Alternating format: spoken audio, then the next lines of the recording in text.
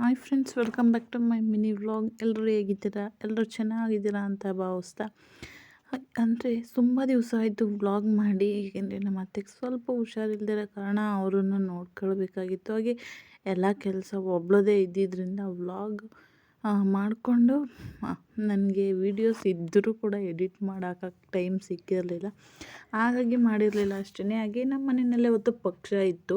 So ನಾವು ಹೇಗೆ ಪಕ್ಷ ಮಾಡ್ತೀವಿ ಅನ್ನೋದನ್ನು ನಿಮ್ಮ ಜೊತೆ ಶೇರ್ ಮಾಡ್ಕೊತಿದ್ದೀನಿ. ಅವತ್ತು ಅಡುಗೆ ಮಾಡೋದು ಅದೇ ಕೆಲಸ ಆಗಿ ನನಗೆ ವೀಡಿಯೋಸ್ ಮಾಡ್ಕೊಳ್ಳೋದು ಕೂಡ ಮರ್ತೋಗಿತ್ತು. ಹಾಗೆ ವೀಡಿಯೋಸ್ ಮಾಡ್ಕೊಂಡು ಕೆಲಸ ಮಾಡೋಕ್ಕಾಗ್ತಿರ್ಲಿಲ್ಲ.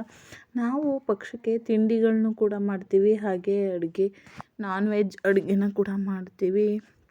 ತಿಂಡಿಗಳಲ್ಲಿ ಚಕ್ಲಿ, ನಿಪ್ಪಟ್ಟು, ಕಜ್ಜಾಯ, ಚಿಕನ್ ಉಂಡೆ ಇವಿಷ್ಟು ಮಾಡ್ತೀವಿ.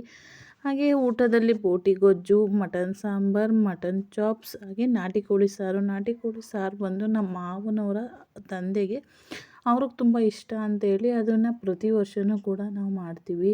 ಸೊ ಈ ವರ್ಷ ತುಂಬ ಚೆನ್ನಾಗಿ ಅರ್ಜೆಂಟು ಅಂದರೆ ಒಂಥರ ಟೆನ್ಷನ್ನು, ಕೆಲಸನೋ ಬೇಜಾರು ಅದೇ ಕೂಡ ಇತ್ತು. ಹಾಗೆ ನಮ್ಮ ಅಪ್ಪ ತೀರೋಗಿದ್ರಲ್ಲ, ಸೊ ನಮ್ಮ ಅಪ್ಪನ ಹತ್ರನೂ ಹೋಗೋಕ್ಕಾಗಿರಲಿಲ್ಲ ಅಂಥೇಳಿ, ಪೂಜೆ ಮಾಡೋಕ್ಕಾಗಿರಲಿಲ್ಲ ಅಂಥೇಳಿ ಅದೊಂದು ಸ್ವಲ್ಪ ನನಗೆ ಬೇಜಾರಿತ್ತು. ಈ ಥರ ಎಡೆ ಎಲ್ಲ ಇಟ್ಟು ಪೂಜೆನ ಮಾಡಿ ಹೊರಗಡೆ ಹೋಗಿ ಒಂದು ಅರ್ಧ ಗಂಟೆ ಕೂತು ಆಮೇಲೆ ಒಳಗಡೆಗೆ ಬಂದು ನಾವು ಕೂಡ ಎಡೆ ಇಟ್ಟಿರೋ ಪ್ರಸಾದನ ತಿನ್ಕೊತೀವಿ. ಸೊ ಇಷ್ಟೇ ಸಿಂಪಲ್ಲಾಗಿ ನಾವು ಪಕ್ಷನ ಮಾಡುವಂಥದ್ದು. ಸೊ ಕೆಲವೊಂದು ಕಡೆ ಕೆಲವೊಂದು ಥರ ಆಚರಣೆ ಇರುತ್ತೆ. ಸೊ ನಮ್ಮ ಕಡೆ ಈ ಥರ ಇರುತ್ತೆ. ತುಂಬ ಡೀಟೇಲಾಗಿ ಹೇಳೋಕ್ಕಾಗಲಿಲ್ಲ. Thank you.